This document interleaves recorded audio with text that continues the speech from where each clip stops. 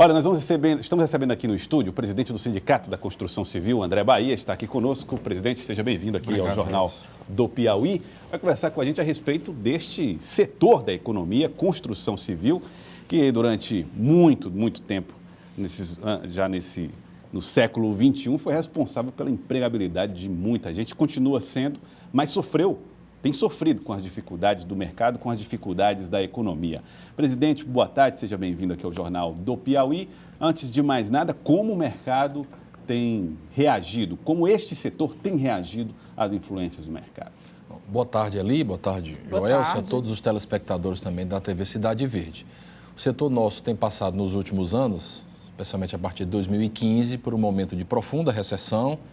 Se a gente olhar dezembro de 14 para as estimativas para dezembro de 16, a gente deve perder aí, Joel, 50% dos postos de trabalho em 24 meses. Metade dos empregos desapareceram. Exatamente. Então, isso é um número muito forte, alarmante, e a gente, então, está tentando se movimentar, trabalhar para ter uma recuperação. Como o setor da gente é um setor muito amplo, que mexe com boa parte da sociedade, a recuperação perene só virá se o país como um todo melhorar. A expectativa que temos é que ainda teremos 3 trimestres ainda de dificuldade. Obviamente que a economia não é uma ciência exata, é uma ciência social, né, Joel? Às vezes você está imaginando um quadro, mas aí vem uma eleição norte-americana com o Donald Trump, que ninguém sabe o que ele vai fazer. Se ele começar a tomar algumas medidas lá, pode afetar aqui. Mas se não tiver nada assim muito fora e as medidas que começam a ser tomadas no país, se elas avançarem, dentro de uma lógica que está sendo proposta, a gente imagina que juro deve começar a cair porque a inflação está cedendo.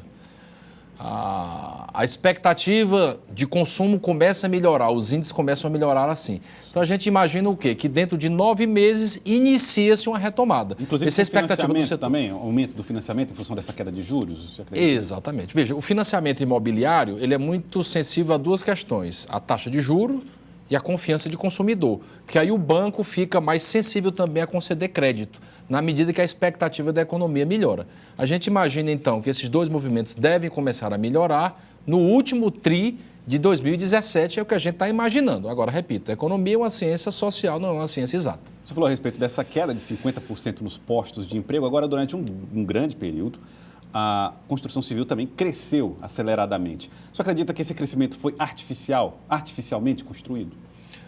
Joel, a tua pergunta é muito boa, porque ela vai de encontro à situação econômica do Brasil, né? Qual é o grande problema do Brasil, Joel, em linhas gerais? É que nós não temos um país pronto para se planejar com visão de longo prazo. O Brasil, os economistas costumam dizer, que é um país que tem crescimento com voo de galinha, né? Sobe, voa, para, voa, para, voa, para. Então, o nosso setor, ele sente isso demais. Então, não te diria que ele foi artificial. Eu diria que ele é um reflexo de como a economia brasileira é gerida, especialmente desde 1956, que foi o governo de Juscelino Kubitschek, para cá. A gente pode até conversar com isso quando for tratar da PEC, para entender isso rapidamente, mas eu não te diria que foi artificial. Foi um reflexo de como o Brasil é gerenciado para ter voos de galinha e não voos perenes. Eu explico essa artificialidade, muito baseada, por exemplo, em linhas de crédito mais fáceis para habitação, incentivo do governo na construção de Minha Casa Minha Vida e programas dessa natureza. A artificialidade que eu me refiro é nesse sentido, políticas que não se sustentavam. São políticas pontuais. Eu não te diria que o crédito foi artificial, porque os bancos continuam sólidos. Então, o que foi emprestado está retornando saudavelmente. No Minha Casa Minha Vida, onde o subsídio é muito grande, aí é que vem o problema. Talvez, se tivéssemos dado o subsídio em doses menores e não tudo de uma vez, porque aí você tem um crescimento assim, e depois afunda de uma vez. O que eu estou imaginando, à luz dessa grande crise, e conforme disse, a partir de Juscelino Kubitschek para cá, é que a política no Brasil precisa ser pensada, e a economia, com visão de mais longo prazo. É coisa que a gente sabe que tem que ser feita, mas que acaba não fazendo, né, Gelson? Mas o setor não está apostando também na participação do governo, inclusive com a retomada de mais investimentos nesses programas, para que esses empregos voltem?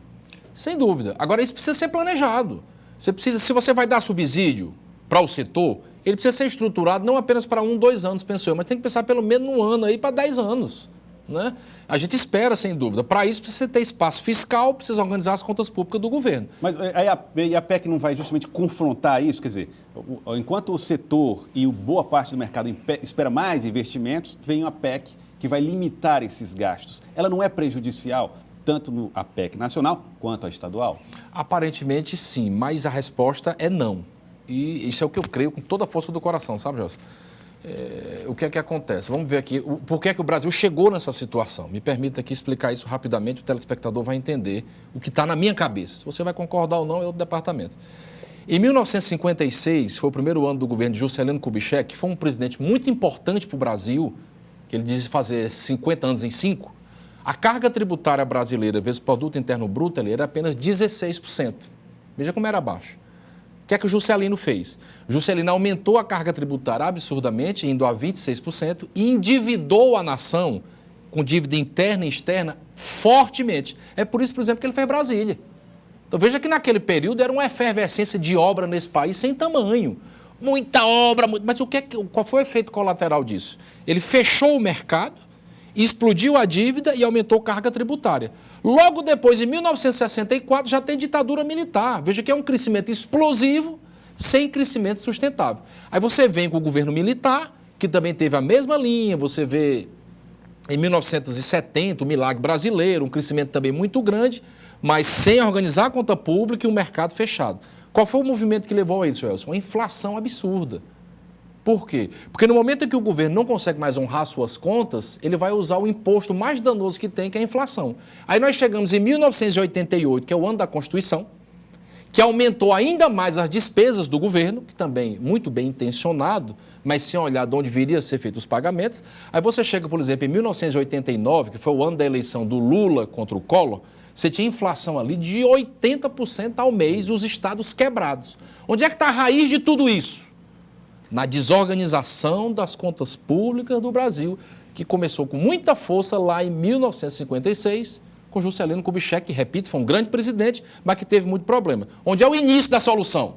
É organizar a conta pública. Se você olhar o Plano Real, que foi em 1993 e 94, a elaboração e o início dele, o problema era o mesmo, Gelson, com variáveis diferentes. Mas a raiz da solução foi o quê? Ele dolarizou a economia para criar um patamar, porque a inflação era tão alta que você não tinha referência. E começou a organizar a conta pública. Foi por isso que aquele governo fez tanta privatização. Por que é que privatizou? Pegava o dinheiro da privatização e abatia a dívida. Mas os números mostram que a dívida cresceu naquele período, apesar das privatizações. 74% sim, do PIB chegou no período Fernando Henrique Cardoso. Excelente pergunta. Por que aumentou? Que é até uma crítica muito que é do pessoal de esquerda. O que é que aconteceu? Como ele dolarizou a economia, tá certo? E a tua pergunta é excelente, o nível da tua pergunta é fantástico, viu, José? E muito obrigado por poder conversar isso com a sociedade piauiense. Como a dívida, como o governo não tinha referência, você tinha inflação de 80% ao mês. Lembra que tinha negócio de congelamento de preço? Sim. Congelava os preços. Acho que ali lembra disso, eu era garoto, mas lembro. Você ia no supermercado, o leite ninho estava congelado, o leite condensado, sim, a carne. Só que aquilo não resolvia porque você não tinha referência. A cadeia toda do leite você não conseguia congelar. Era só o preço final. Aí não dava. Aí o que é que o governo fez? Dolarizou com a URV, tá certo? E a partir daí abriu o mercado, você começa a ter concorrência externa para segurar preço também, só que aí você tem um problema. A tua moeda não é tão valiosa quanto o dólar. Tu está forçando ela a ser igual. O que é que o governo foi obrigado a fazer? Explodir o juro. Na hora que ele explodiu o juro e a dívida do país é corrigida por juro, a dívida do país aumentou absurdamente. Então, foi um efeito que teve... E o Brasil quebra em 99, com Fernando Henrique Cardoso. Aí a Selic foi a 45% exatamente. ali. Então, porque estrangulou... Aí ele começou a tomar medidas importantes. Aí vem a Lei de Responsabilidade Fiscal. Logo ali em 99, 2000. Justamente, aí veja como tem a ver com a PEC, que é a Lei de Responsabilidade Fiscal. O que é a Lei de Responsabilidade Fiscal? É você criar um limite de gasto para os estados com a sua mão de obra, com gasto com o pessoal, que não pode passar, salvo engano, 50% das receitas correntes líquidas do estado. Então, o caminho passa, você roda, é a desorganização das contas públicas do país, Gelson. Porque o brasileiro, como ele não tem horizonte de longo prazo, ele gosta muito de se endividar, de gastar mais do que recebe. Os ciclos políticos, o político muitas vezes só pensa no seu mandato, não olha para frente. Então, aí é que está o principal motivo das sistemáticas crises do Brasil. É só isso que vai resolver? Não, mas é o primeiro passo. O primeiro passo para se resolver sustentavelmente é controlar as contas públicas. É por isso que eu sempre defendi a questão de teto, tanto na esfera federal como estadual. Mas uma PEC é necessária? Uma disciplina administrativa não seria suficiente para controlar os gastos? Nós não podemos correr o risco de paralisar o país? Não. na minha visão, é necessária, tá? A gente discorda nisso, tá? E aqui a gente está debatendo. Não, na verdade, eu estou fazendo aqui mas que tu é preparado, de fazer a pergunta. Mas tu é estudioso, tu és estudioso. O que é que acontece? A Constituição de 1988, ela foi uma Constituição, conforme disse, que abriu muitos benefícios, mas não viu a origem do dinheiro para se fazer esses benefícios, que é a raiz dos males, que é a desorganização da conta pública. É por isso que muitas vezes você precisa fazer uma PEC para fechar os espaços. Rapaz, nós seres humanos temos um negócio impressionante. Nós somos 1 milhão de vezes mais criativos para gastar do que para ganhar. Então, se você não fechar os espaços, na verdade, essa PEC estadual, ela é uma melhoria da lei de responsabilidade fiscal. É para fechar mais as brechas. Então, eu sou a favor. Agora, você não vai resolver o problema só segurando o gasto, não. Você tem que criar mecanismos para que o Estado cresça. Porque na hora que o Estado começar a crescer, as receitas vão aumentar também. Então, por um lado, você cresce, por outro lado, você segura gasto. Agora, esse aqui é o grande ponto, Joelson. A origem do crescimento em um país capitalista não é o governo, é a iniciativa privada e os trabalhadores. Cabe ao governo criar as condições. E a condição principal é ele honrar os compromissos dele. Isso é o todo do que eu acredito. Eli Lopes. Presidente, mas esse ano de 2016, a gente teve um ano muito difícil, um ano de crise, um ano de mudança política. O que o senhor diria que a gente pode esperar, por exemplo, de 2017? Tem empresário assistindo a gente, talvez tenha um fundo de reserva e ele tenha a oportunidade de investir em 2017, mas se sente retraído com medo dessa crise, quer oferecer um emprego, mas não sabe se vai ter o retorno, se vai poder manter. Existe essa dualidade aí de pensamento também, de querer investir e não saber se vai ter retorno, pode se retrair. O que a gente faz para 2017? Como é que a gente vai reagir diante dessa crise? Lopes, tua pergunta é interessantíssima. Se você é um privilegiado numa situação como essa, de ter reserva de capital para o empreendedor que estou falando, o que a gente percebe aí dos grandes empreendedores do Brasil, estou falando aqui do Jorge Paulo Lemann, do Vicente Falcone, eles colocam basicamente para ter sucesso em algo 3 grandes pontos. É conhecer o negócio, conhecer o que você faz, a atividade que você trabalha, você precisa ter muito conhecimento daquilo que você faz para poder calibrar suas decisões, né? Por exemplo, eu mexo com habitação, então eu tenho que entender muito daquilo. Segundo, formação de líderes, você tem que ter gente boa, tá certo? E terceiro é método de gestão. Então, eu diria o seguinte, respondendo diretamente à grande pergunta da Eli Lopes. Se tu estás num setor que tu domina eles com força, tem gente para fazer as coisas para ti com líderes que tu tens, tá certo? E tu entende da gestão, que uma coisa é você entender do negócio, outra coisa é você entender do chão de fábrica da gestão. Eu arriscaria, tá certo, Ani? Desde que eu tivesse reserva. Por quê? Porque tem muita gente retraindo. O Brasil tem um histórico, conforme a grande pergunta do Joelson, de grandes vales e grandes ápices. Eu acredito que nós estamos já no final, nós temos aí mais 9 meses, penso eu, de estagnação para começar a retomar. Por exemplo, tem um economista muito famoso no Brasil chamado Ricardo Amorim, que ele acha que a retomada vai ser muito mais forte do que muita gente imagina. Eu não estou ainda tão otimista quanto ele. Então a nossa melhora só vai ser lá para final de 2017, início de 2018? Eu acho. Agora Então eu diria que quem domina esses 3 pontos e domina, eu arriscaria porque eu acho que o Brasil vai retomar. Agora, nesse cenário também tem os trabalhadores. Muitos estão insatisfeitos, estão alguns ensaiando greves e protestos. Isso não é um risco? É um risco. Essa tua pergunta também é muito boa, especialmente essa greve do Estado, tá?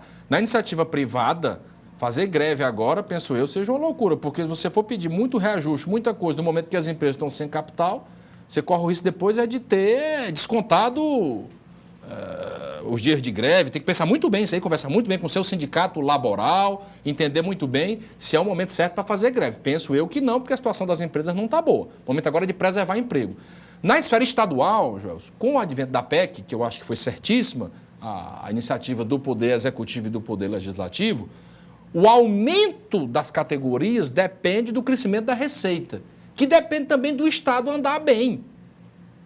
Então, eu acho que fazer greve agora não é o momento, penso eu. Eu acho que é o momento das categorias estaduais darem as mãos, perguntar ao cara da educação como é que a gente vai bater o IDEB, a pessoa da saúde, como é que a gente vai melhorar a gestão, a pessoa do desenvolvimento econômico, como é que nós vamos atrair empresas. Ou seja, nós precisamos de uma máquina pública extremamente eficiente, que trabalhe dioturnamente, para que, junto com a iniciativa privada e com os trabalhadores, faça esse Estado voltar a crescer, porque em crescendo a receita, melhora o salário dos trabalhadores da esfera estadual. Então, acho que o momento não é para greve, o momento é para nós nos unirmos e sairmos juntos dessa dificuldade sobre a base do diálogo, é o que eu acredito. Presidente André Bahia, muito obrigado pela sua participação aqui no Jornal do Piauí mais uma vez. Muito Eu é obrigado. que te agradeço e o nível das perguntas pela possibilidade de a gente poder tratar de coisa tão profunda e tão importante para o Estado. Obrigado, viu, Ali? Muito obrigado. Boa tarde. André Bahia.